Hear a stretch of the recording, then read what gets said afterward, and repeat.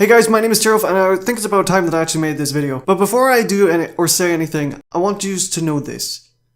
I'm an avid believer in free speech, however this does not mean that people should have to listen to your bullshit to host or promote you while you share it, whether you agree with it or not. Freedom of speech does not shield you from criticism or the consequences of your actions. If you are yelled at, boycotted, have a show cancelled, or banned from an internet or in-person community, your freedom of speech is not by any means being violated. That is something a lot of people need to understand right now. People either agree or disagree with you. Not to mention that the little concept goes both ways for people being criticized and those criticizing others. Over the last few months, mainstream media outlets have had some kind of obsession of making hit pieces on well-known YouTubers. Most are wondering why this is the case.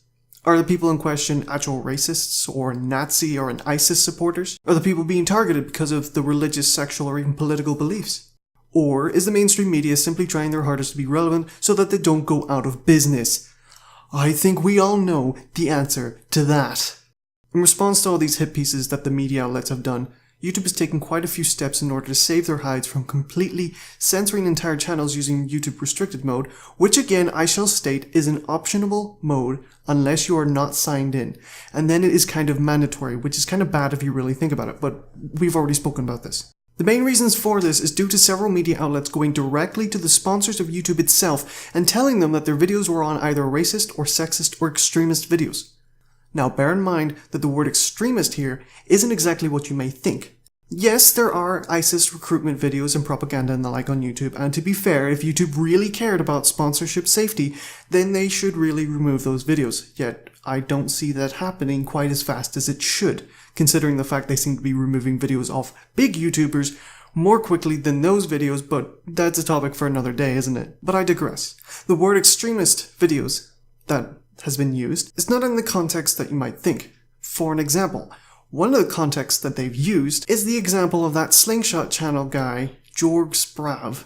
Excuse me, good sir, if I have misspoken your name, I apologize. I am not good on German accents or names. I should really get my friend to help me out with that when I'm making a video like this. His video is actually on discouraging people from buying a cheap, very dangerous version of a stab-proof vest. But of course it was taken out of context and considered a terrorist training video. As in, training terrorists on how to stab through a stab-proof vest. When, in reality, he was simply showing to his viewers that one of the ways it is legal for some countries' citizens to protect themselves, such as buying stab-proof vests, some of them won't protect you at all, and will more likely get you killed. For example, the vest he showed in his video, which at this point has now been approved by YouTube, and the strike on his channel removed, thankfully, as he seems like such a sweet guy. But the video itself showed that the panel inside the vest was made out of aluminium, or for my American brothers and sisters, aluminum, which, by the way, doesn't take much force to pierce that with a shiv or an actual blade.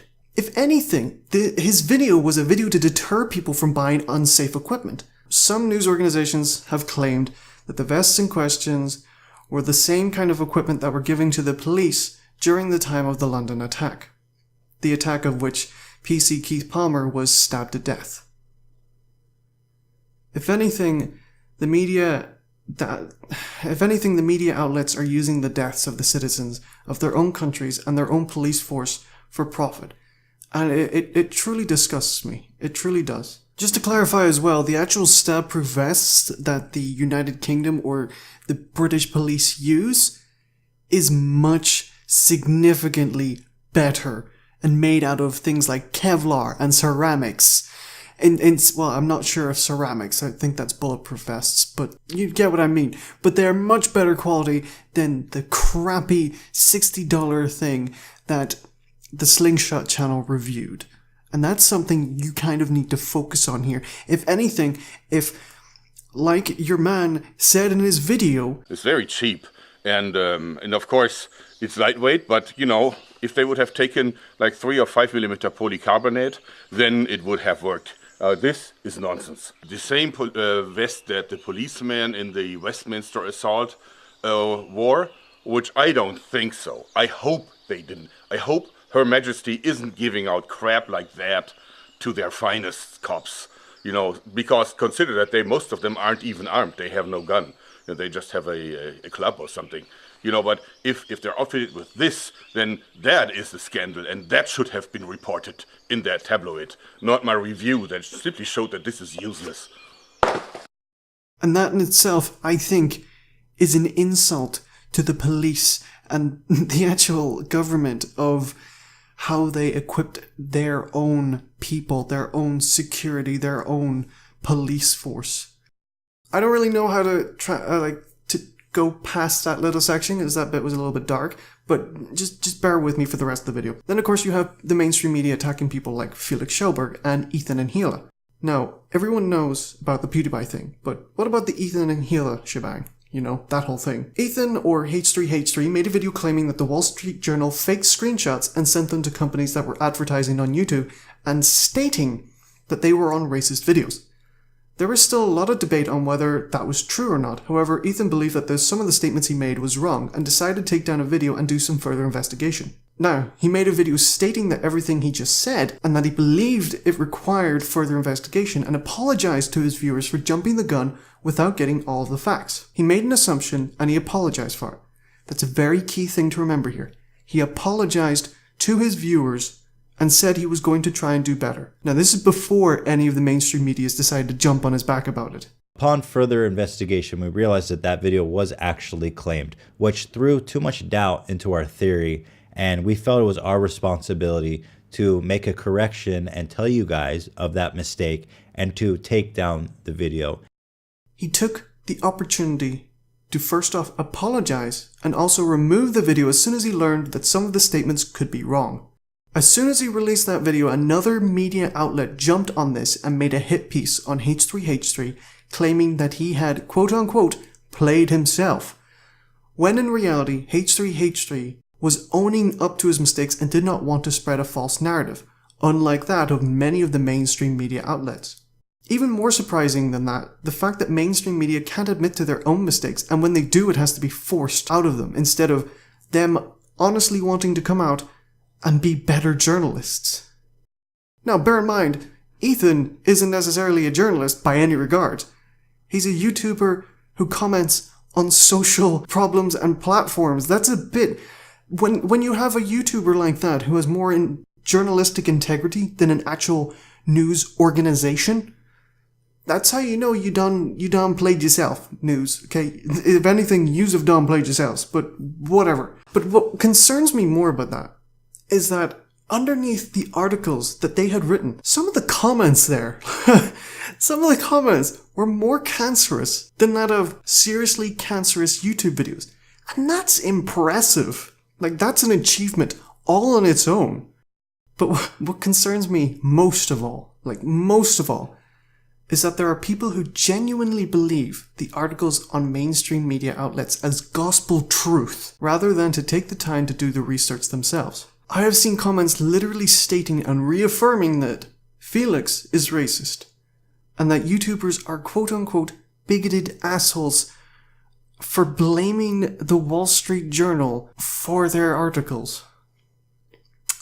Yeah, it really blows my mind that people are so narrow-minded about these things.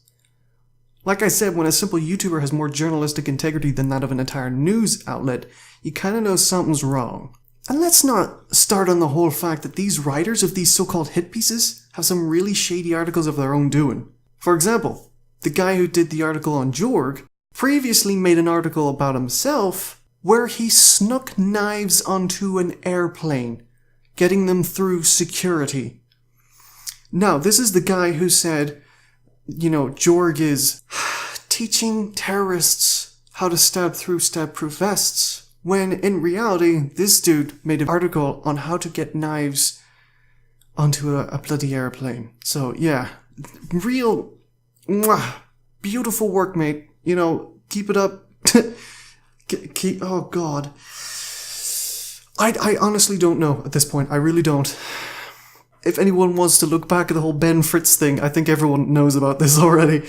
But the guy who was claiming that Felix was racist and anti-Semitic made anti-Semitic jokes himself publicly on Twitter and then decided to go after Felix for it. So yeah, you would think that the mainstream medias would do some sort of footwork to find out if their own people are doing some very questionable things, but apparently not. Apparently not. But this is the part where I can tell you quite simply how to stop the mainstream medias in the future. Because, as I have said before, if they can target people such as Felix, Ethan, and Jorg seeming to be one of the sweetest guys on the internet, who's just an old guy who likes to make YouTube videos, and Felix, one of the most charitable people on the platform, and Ethan, one of the most, well, I don't know how to describe him, but he just seems like one of the genuinely nicest guys on the internet. If they can target them, they can target anyone. And the fact that they are targeting anyone and everyone that they can get their claws into, that's scary. So the main question is this: how do we stop the mainstream medias? How do we stop them spreading lies, accusations, really false, messed up crap? How do we stop that? It's actually quite simple, really. We do the same to them as they have done to us.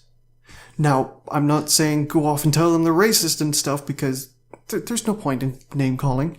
There's a much better way to do this. For too long, we've been given the media power, when in truth the power is in what we allow them to have. But Tearwolf, I hear you ask, how can we affect them?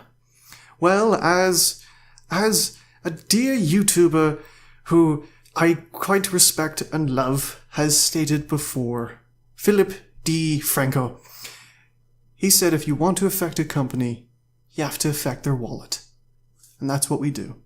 We find out who the writers are and who the sponsors of the media outlet's company are. And we email these mainstream medias and simply say your writer is writing lies and fabrications. And if you do not get them to publicly apologize and tell the truth about these things, then we will go to their sponsors for the entire company and demand that they retract their sponsorships of the company, or we will be forced to boycott the company supporting the mainstream medias, which in turn will retract their funding. Now bear in mind, I'm not telling you to get anyone of any description fired, because it's not good to go around doing that to people. However, if their companies decide to fire them as a result, that's on their own head. All I am simply saying is the only way, and I mean the only way, to affect companies' actions, and the mainstream media in general, is to affect their wallet. So let's do what they did. And after telling them that their articles are disgusting and vile and simply profiting off of people while their blood is still warm, it's truly unacceptable, then maybe, just maybe, we'll be able to show them a message and teach them that this has gone on long enough. Mainstream media at one point in time was useful in society. But now it's not about the truth and the information to be given to the world, but rather about how many clicks and how much ad revenue is in place right now for it. No matter the lives that have been lost, no matter the cost to the people still living, it's truly disgusting.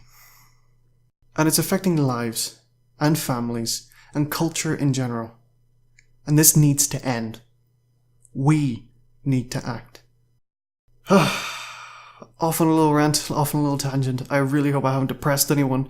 But yeah, this is where I'm going to leave it. But I'm going to leave it here. Thank you so much for watching. If you agree or disagree with me, let me know in the comments down below. I really want to hear your opinion. I really want to know what you guys think. And yeah, I really hope this helps, or this inspires you to start helping yourself and helping others, because this really has gone on long enough. But yeah, like I said, I'm going to leave here. Thank you so much for watching. Let me know what you think down below, and I'll see you in the next one. Good luck, guys.